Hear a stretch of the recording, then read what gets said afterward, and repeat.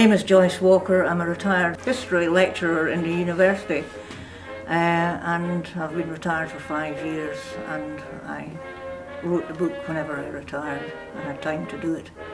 How did you become interested in conscientious objectors? It was because of the photo I think you've all seen with the men at the camp. It appeared in the P&J one day many years ago, and they were asking for information about it. And as far as I could see, nobody wrote back saying anything. And I kept it at the back of my mind as something that might be worth looking into. And it wasn't until I retired that I had time to do it. So I started doing it then. So it was just pure happenstance, really, that I did it.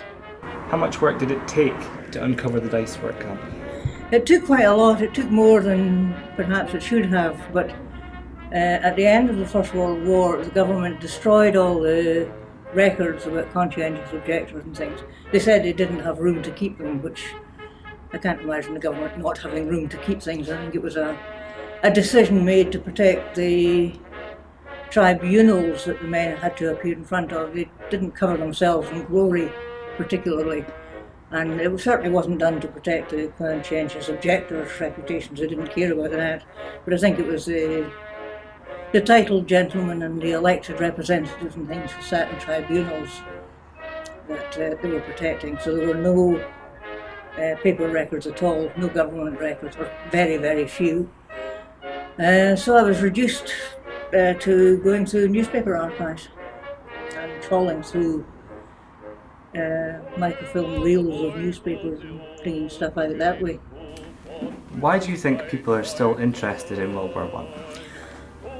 I think because it was such a horrendous war with such huge casualties, and I think because it really didn't solve anything. I mean, the war to end all wars was what they said at the end of the war, and of course, as we all know, it happened again in 1939, 20 years later. But there's also this element of everybody being so willing to go off to fight. It was a great adventure, and then discovering it wasn't.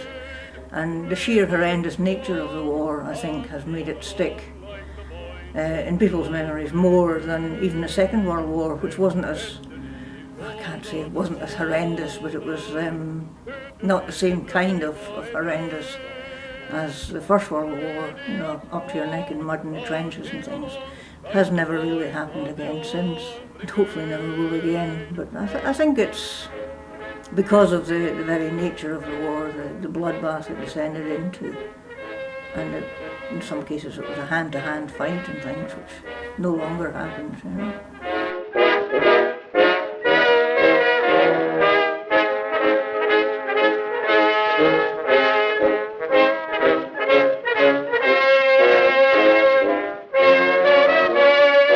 My name's David Oswald. I'm a local studies librarian with Aberdeen City Libraries. How did you become interested in local history? I got a job in local studies, so it's kind of like mandatory. But that's not entirely true. I grew up in Aberdeen pretty much, so it just kind of, you get curious about it. Because Aberdeen, you don't hear a lot about its history. It doesn't have a well-known kind of history, I think. Not in the same sense as some of the bigger cities like Glasgow and Edinburgh have more prominent histories. And I think, and when you live in this place, you see things and just get curious, curious about why things are the way they are. What kind of help can a local history unit provide for others interested in their family history? Quite a bit of help, I think. In terms of, over the years, the local studies collection was started by a city librarian called G.M. Fraser about maybe like 100 or so years ago, and so we built up a really quite good collection, just of people donating things and librarians collecting all kinds of resources about Aberdeen. So we're particularly strong on, say, records and books relating to organisations in the city, and also we have access to kind of stuff like commercial services like Ancestry and Find My Past, and we're kind of been archived for a lot of local newspapers as well, which we have on microfilm, like the P&J and Evening Express, And also nowadays they're being increasingly digitised, so very easy to search. So you can find sort of just references to not only to famous people but anyone. A lot of them they turn up in the papers, so that can certainly be interesting. Why do you think people are so interested in World War I? I don't really know. Possibly, I suppose it's what it can sort of reflect on our own lives. And the extremity of it. And people are interested in kind of sacrifice and suffering. And I suppose you can sort of live vicariously through the war. And it's just, I suppose, in everyday life's kind of boring and meaningless in a sense, whereas war, it's just more, perhaps more at stake and more excitement. So I think that's probably why people like it. Right into Berlin, tell that to the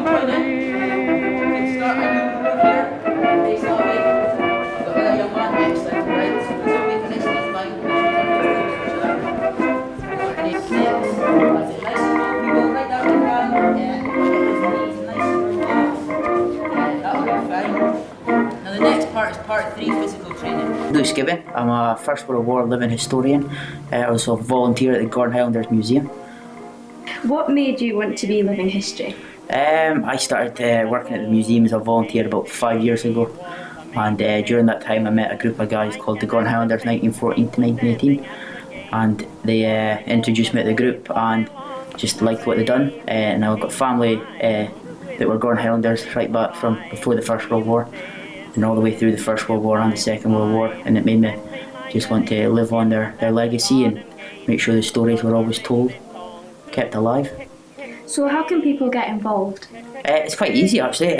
If you see us, we'll point you in the direction of our website, and on there it just tells you how to join and so on, and you can do it through the website, or there's many other groups all over the country that do all this and they get involved with different projects. So some of the groups were in War Horse movie, the Manchesters were in the new Sainsbury's advert, so we knew a couple of those guys. A couple of our members who also do World War II have been asked to be in the new Dad's Army movie.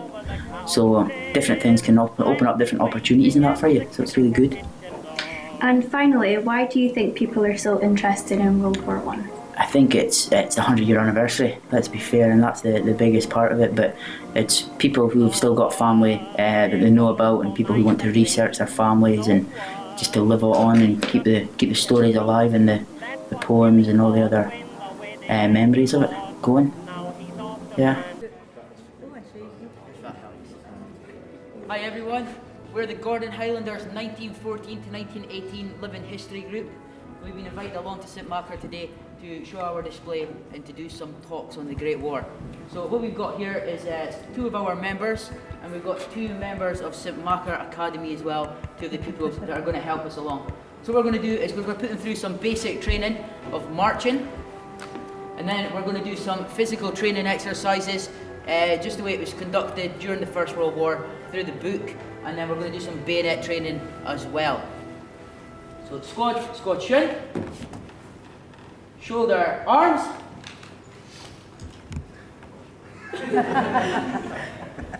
basic training. Left, turn. Right, turn. About, turn.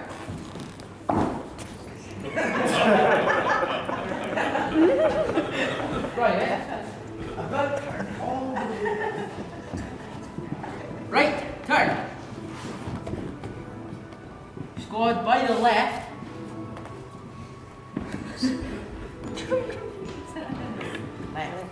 By the left, quick march. That's it. And right wheel. Right, yeah, right needs to go down right, and then right wheel. Maybe put the experienced officers in the front. Squad up. About, turn. This time we'll do it with experienced soldiers at the front. By the left, quick, march.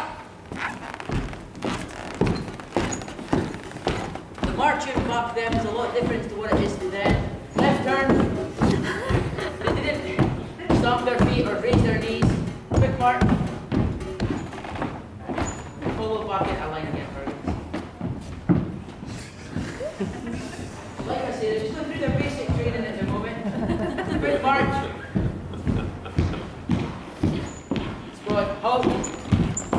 The marching was a lot different. We didn't stamp our feet or anything. Your feet were together and it looked a lot smarter. Whereas nowadays your knee goes right up in the air. You make sure people hear you when you're stamping your feet, but we didn't do that. Squad, left, turn. Squad, about, turn. So as you can see, our soldiers who've got the weapon on carry their small packs on their back rather than their large packs. Their large packs would be used when they were leaving home from the front and going to the front.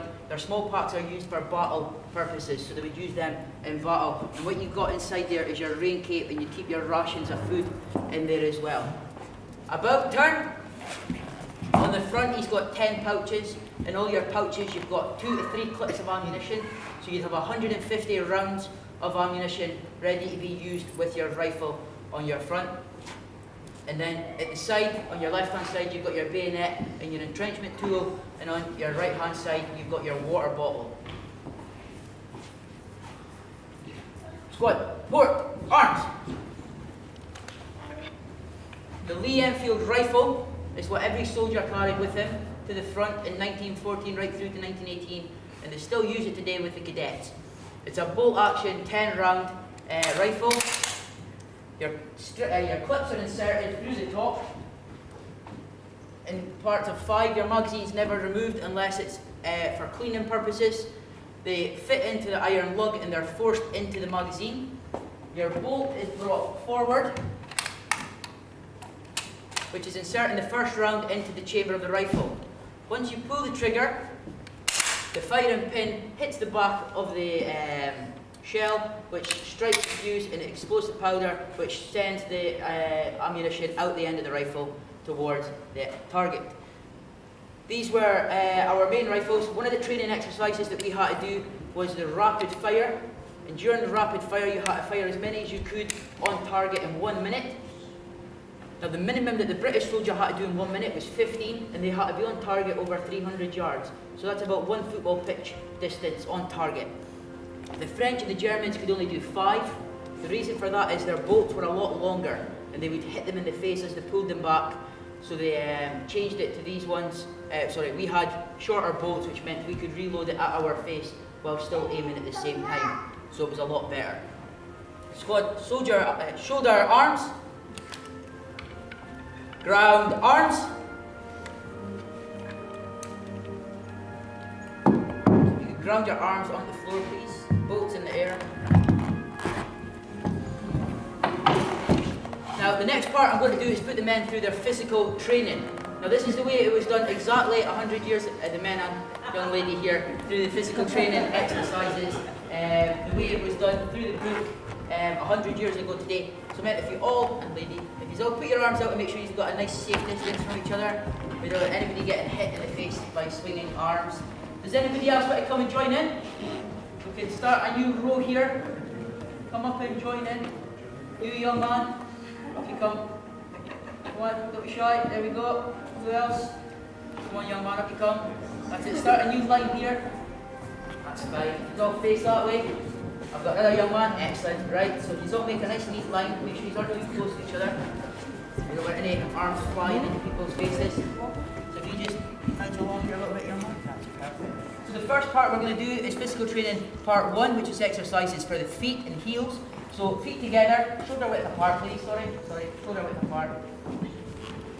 And what we're going to do is raising of the heels onto the toes. So up onto 1, 2, 3, 4, and then we do 10 of these to get the feet exercised so that we're becoming looser and more comfortable for the men in their shoes. 10, so we'll say that's about 10. I'm sure I lost count there for talking. The next part is physical training for the knees and lower parts of the legs. So this is where we do our squats. So bending of the knees.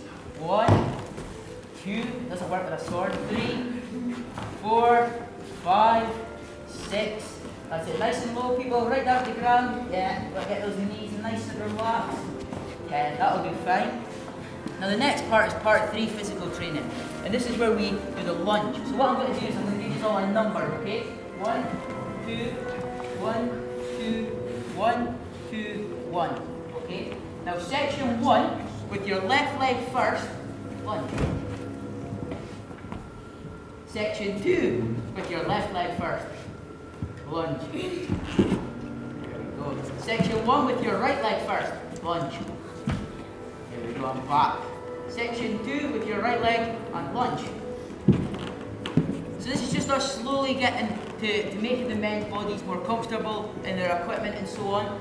And this is just the vigorous exercise that they went through back in the day. It's nothing like the assault courses that they run through nowadays. Now the next part of physical training is for the trunks. So what we'll do is trunks turn into the left slowly. Trunks turn into the right slowly. Trunks turn into the left quickly. Trunks turn into the right quickly. And front. Front, trunks bending forwards. That's it. Look at those nice shoes. Have you blued your shoes this morning? Nice and shiny. Trunk bending backwards. Trunk bending forwards. And eyes front again. The next part of physical training is for the arms. So arms out front. Out to your front. Now listen to what I tell you. Don't watch what I do. So arms out to your front. Put your arms to your back. To your side.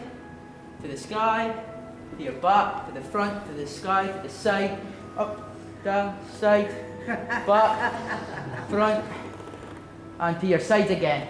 Okay, we'll get you on a signal course in no time. And the next part of physical training is for the head and neck. So you might start to see a bit of a sequence here. Head and neck turn into the left slowly.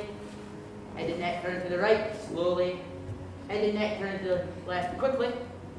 And to the right quickly. Eyes front, head bending forwards, head bending backwards, head bending forwards, and eyes front again. So the physical training, it wasn't to take energy out of the men, it was just to make sure their bodies were limber enough, ready to go for it. And it started to get the men comfortable in their equipment as well, because they would wear their equipment as they did their physical training.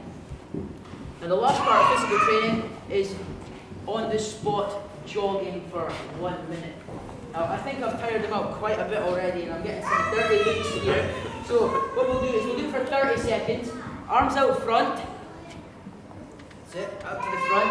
Now we're going to take that part of our arm training into this as well. I want to see you put your arms to the front, side, back and up to the sky as you jog and squat for 30 seconds. Starting now. That's it, knees nice and high.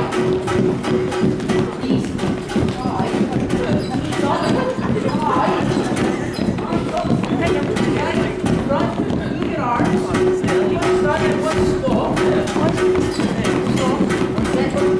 Stop trying to leap up their kilts, ladies and gentlemen. Okay, that's about 30 seconds. I don't want to tire yourself too much. Can I get a round of applause for the volunteers?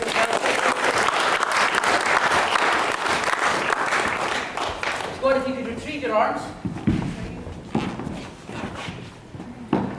Now the next part of the next part that we're going to do is the bayonet training. So what we're going to do is put my men up on the stage, just so it's a bit. Actually, we'll just do it here. So if you two want to just fall out and join the crowd. Sorry.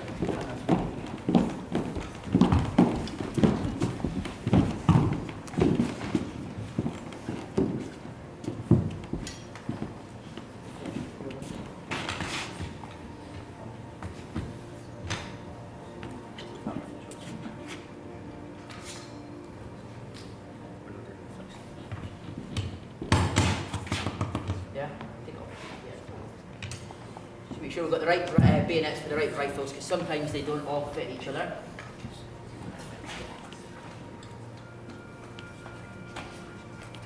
Now, bayonets were used during the First World War. They weren't used en masse. You know, the biggest killer during the First World War was shrapnel, but they were trained very highly in using their bayonets. We'll ask if everybody just keeps at a safe distance back, so we don't have any problems. We don't want to introduce Aberdeen kebab today, Machar kebab. So men, show their arms.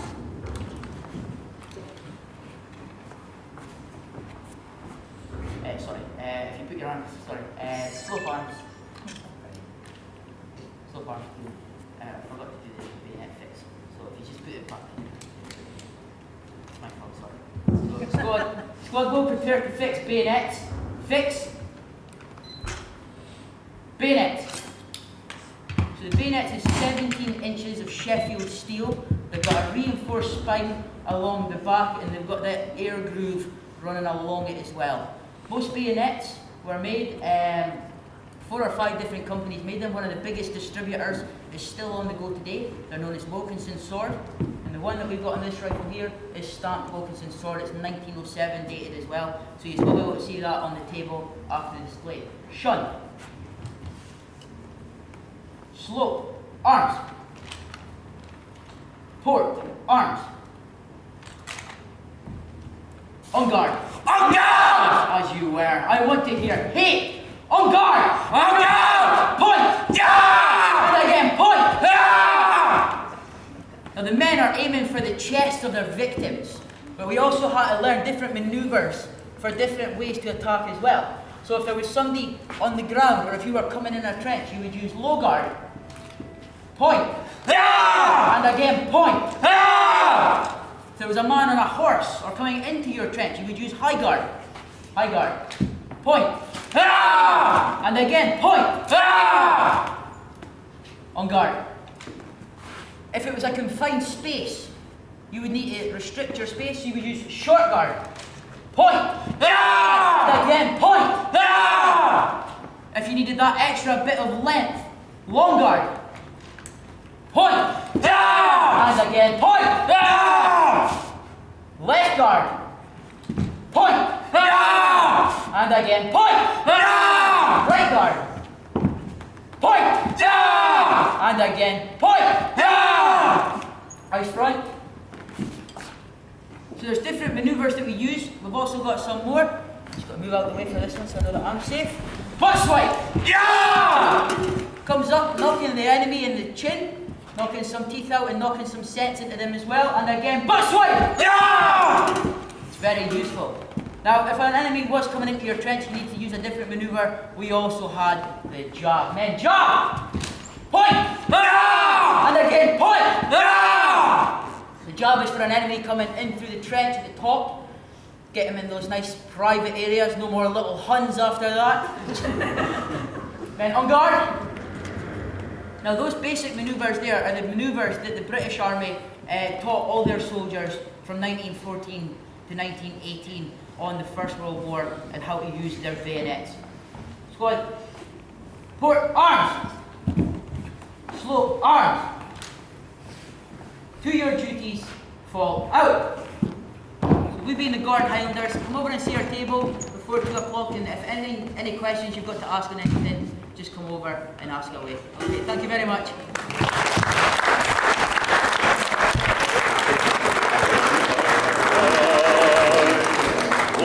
Already and undismayed, oh, so merry and blue. Where are the boys of the old brigade? Where are the lads with you? Then steadily, shoulder to shoulder, steadily, blade by blade, ready and strong, passing along like the boys of the old brigade.